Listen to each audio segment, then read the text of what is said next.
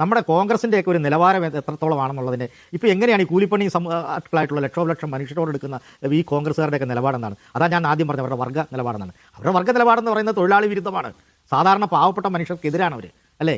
അവർ കരിയറിസ്റ്റുകളാണ്. അതുകൊണ്ടാണ് ബഹുമാനപ്പെട്ട പ്രതിപക്ഷ നേതാവ് പറഞ്ഞത് ഞാൻ ഈ രാഷ്ട്രീയം അവസാനിപ്പിച്ച് അധികാരത്തിലെത്തിയില്ലെങ്കിൽ വനവാസത്തിന് പോകുമെന്ന് പറഞ്ഞത്. എങ്ങനെ ഇരിക്കും? മന്ത്രി കെ രാജനെ സോഷ്യൽ മീഡിയയിൽ ആരൊക്കെയോ ചേർന്ന് എന്തൊക്കെ ഒരു പാട്ടിന്റെ പുറകിൽ ഇങ്ങനെ ഇൻസൾട്ട് ചെയ്യുന്ന പോലെയുണ്ട്. ഞാൻ ആദ്യം ചർച്ചയുടെ തുടക്കത്തിൽ പറയുന്നത് ഞങ്ങൾ ഓൺ ചെയ്യുന്നില്ല, അത് കോൺഗ്രസിന്റെ നിലപാടല്ല. പക്ഷേ രാജേഷ് ഒരു കാര്യം മനസ്സിലാക്കണം, ഞാൻ നേരത്തെ പറയാതെ പോയിരുന്നത് ഈ പ്രതിപക്ഷ നേതാവിനെ ഈ ഇലക്ഷന് മുന്നേ നിരന്തരമായി സോഷ്യൽ മീഡിയയിൽ അപമാനിക്കപ്പെടുമ്പോൾ രാജേഷിന് അഭിപ്രായം ഉണ്ടായിരുന്നില്ല. ഈ കെ രമി ആസ്ഥാന വിധവ എന്ന് പറയുമ്പോൾ ആ മന്ത്രിസഭയിൽ ആ നിയമസഭയിൽ അംഗമായിരിക്കുന്ന ശ്രീ റവന്യൂ മന്ത്രി കെ രാജൻ പോലും അതിന് എതിർത്ത് പറഞ്ഞിട്ടില്ല. അപ്പൊ അന്ന് രാജേഷിന് ഈ നിലപാടുണ്ടായിരുന്നില്ല. എനിക്ക് പ്രേമചന്ദ്രനെ ഈ ചാനൽ ചർച്ചയിൽ പറയാൻ പറ്റാത്തൊരു വാക്കുപയോഗിച്ച് മുഖ്യമന്ത്രി അഭിസംബോധന ചെയ്തപ്പോൾ താങ്കൾക്ക് ഈ നിലപാടുണ്ടായിരുന്നില്ല.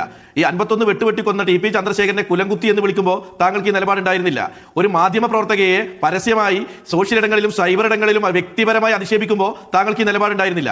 നൗഫലിനെയും മരിച്ചുപോയ അദ്ദേഹത്തിന്റെ കുടുംബത്തിലെ 16 ആളുകളെയും നിരന്തരം അപമാനിക്കപ്പെടുമ്പോൾ താങ്കൾക്ക് ഈ നിലപാടുണ്ടായിരുന്നില്ല. ഒരു മാധ്യമ പ്രവർത്തകയെ പരസ്യമായി സോഷ്യൽ ഇടങ്ങളിലും സൈബർ ഇടങ്ങളിലും വ്യക്തിപരമായി അധിക്ഷേപിക്കുമ്പോൾ താങ്കൾക്ക് ഈ നിലപാടുണ്ടായിരുന്നില്ല.